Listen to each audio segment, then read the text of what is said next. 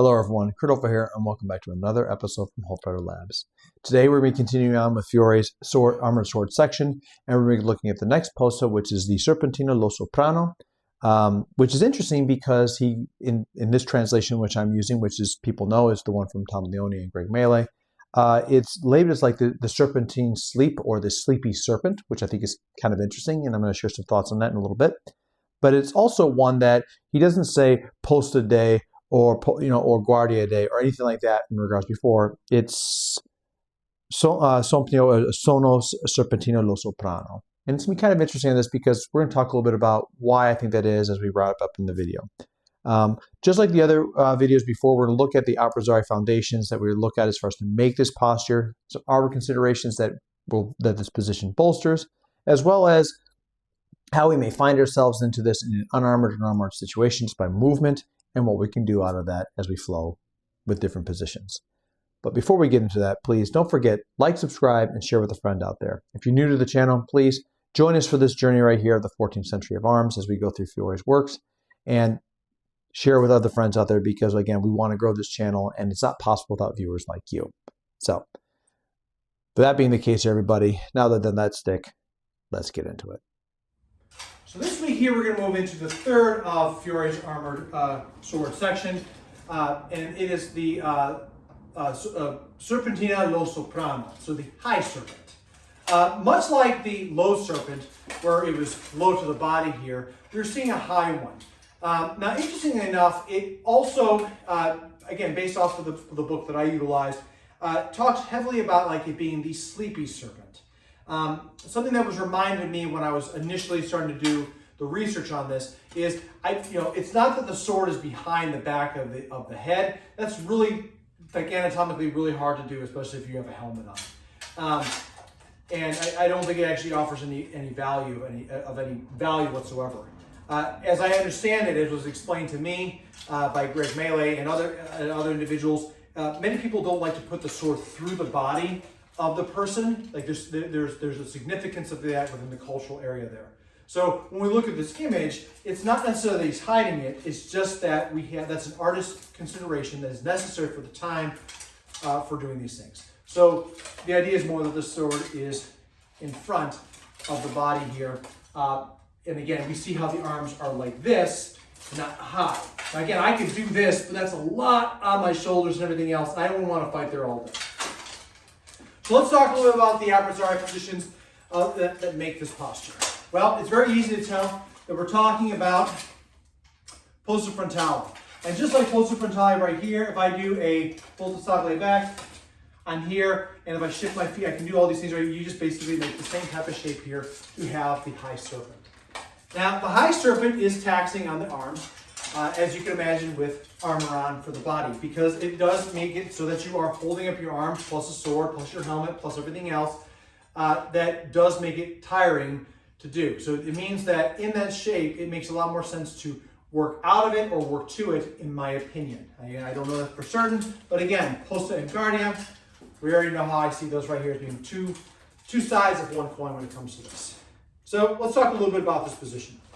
Interestingly enough, we talked about I go high and I can go low. So it makes a lot of sense with right here because, again, if I'm here, I can close and thrust in very easily with this. That's pretty obvious right here because, again, here, if someone tries to stab into these spots or to the armpit, I can drop.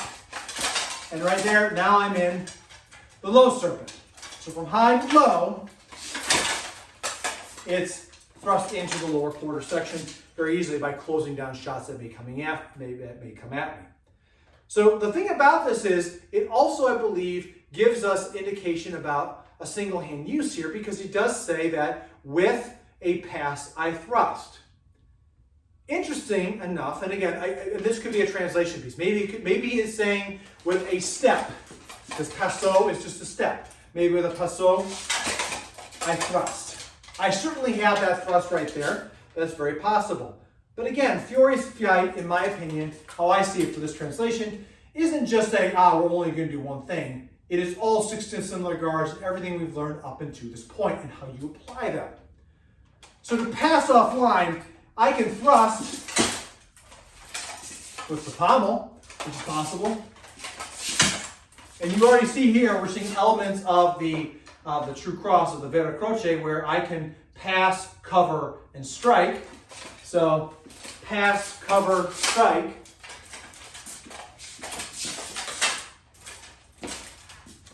And that allows us to strike with the pommel, which is other options, or the cross guards. But I also like to think here is in another form that essentially this right here he may also be saying I can also, with a pass, use a single hand strike.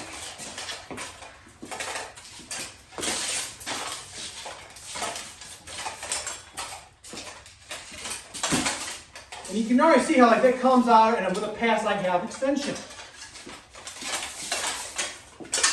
I also, because I can go back, now I'm right back into why this is good, both this position is both good in and out of armor. And I can find different positions right off the bat.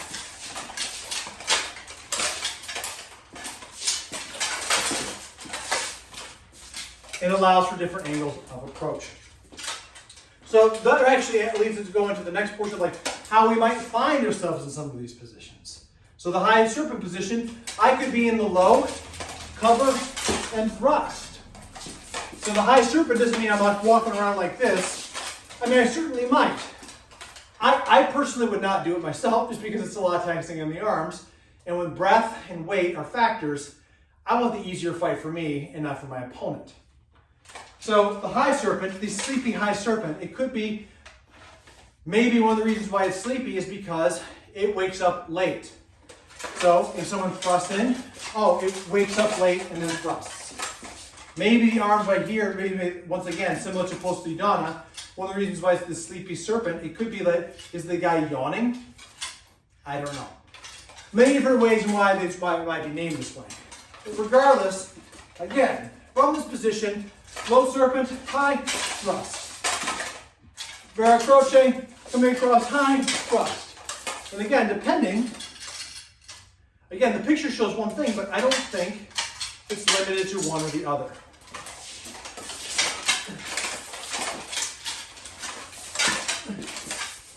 We might use Vera croce to catch thrust low to the low serpent, or catch from the high serpent, or from high, low, back, cross, thrust. And that right there gives a lot of dynamics, especially to cover in all different directions. Now, one thing also about the high serpent, in my opinion, is that it is a part of a crossing parry system. So, even though the picture shows them like this, it also could be that as I'm crossing up, I am making the high serpent to go low. So once again, what are we seeing here? We're seeing a transitional position, and though it's not labeled as instabile, it's instabile. It's coming up, I'm in the high serpent, and then I go low. Which also goes in conjunction with the reference of the manuscript of going high and then I go low. And with a pass, I thrust. So high, high serpent, with a pass, I thrust. So all those right there are just ways in which this position may be utilized. Again, I don't know if it's necessarily what he meant, but again, I don't think he was limited down to just do this one thing because of how combat is fluid, and especially when you start talking about limitation factors when it comes down to armor. So this position could be a defensive position, an immobile position, and again, because of how we see, this channel, how I see posto in guardia as being the same thing. I could be here on guard, or I can use it as a signpost to a terminus state. So as you can see with the video, like I said, the one point right here, like there's the part of the reason why I wonder if it's the sleepy serpent or something like that right there is because, again, the notion is that, first and foremost, thinking about the serpent and how the serpent itself, like how serpents strike, and it's very fast as far as that, and retracts and goes in different directions. So it's a sleepy serpent right there. And by the arms being up like this, I kind of wonder if Fiore's making the commentary about how it's like a man that's yawning. We talked about how Postidana, again, an interpretation I'd heard from Postidana where like someone's holding their hair like this right here, like depicted with women that are holding their hair or braiding their hair or cleaning their hair within other images within medieval manuscripts. So that's kind of, I think, again, he's making the notion that like maybe it's up right here, but it also could be, I also wonder if it could be something that's like I'm rising late, right? So like a late rise or something like that. And the reason why I say that is because, you know, if I put these two together, I wonder how much this and the breve la serpentina are in conjunction to one another. And that basically he's saying that he's waiting, it's waiting to the last moment to rise up against something and then to turn down and thrust low. Interestingly enough here, this is something that we've also seen already within Sixth Master, where we can come low and shift into the other side if we pass to the other side of the body out of Sixth Master dagger concepts. And I really think the Serpentino lo Soprano, the high serpent, is just another way of looking at that with a sword and calling to the notion that you go late, you rise late, and then you fall back down with a low thrust.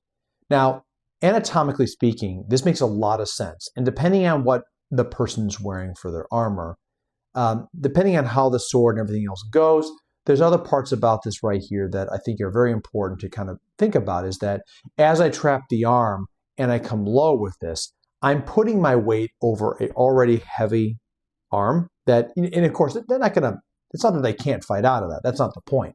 But again, it's added weight upon added weight that they're going to be facing as someone drives down with this, which makes it easier for, like he says, those underhanded thrusts, which I think from here, whoop, popping right back down. So it's like, it almost feels like he's saying, yes, we can attack this way, but I can also pass low with a thrust. So again, like that right there is kind of interesting. And again, you know, passing, you know, one of the things about this too, passing offline. So if I'm high with this, you know, passing, is he saying I pass forward with this right here? You know, so I shoot the pommel. You will see plays later on where you see Fiore has the pommel forward rather than the blade forward in the armored clinches of crossings from half sword positions. And I don't think that's a mistake. And I honestly think that, you know, and having worked that, you know, again, I can thrust low on this, which makes a crossing very interesting. I can rise high and then drive low. But at the same time, too, I can pass and thrust it off to the other side, which puts the blade to the outside area here and gives me access into their lead arm and to abrazare and grappling. And again, waiting to the last minute or rising late, or, you know, if you're the sleepy serpent, and again, those are just kind of thoughts I have on it. All those tactics make a lot more sense if you're waiting for that, if that's the response you're looking for. So anyway, that's going to do it for this video here. I'm very curious to hear what people have to say about this. I faced this many times within the lists and in fighting and just in sparring in general. It's a very powerful posture. However, it is also one that does take a lot of effort and energy to maintain and hold because of the weight of armor and everything else that goes with it. It is very, very much so one that is also seen with other traditions. So it's not just limited to what Fiore writes right here.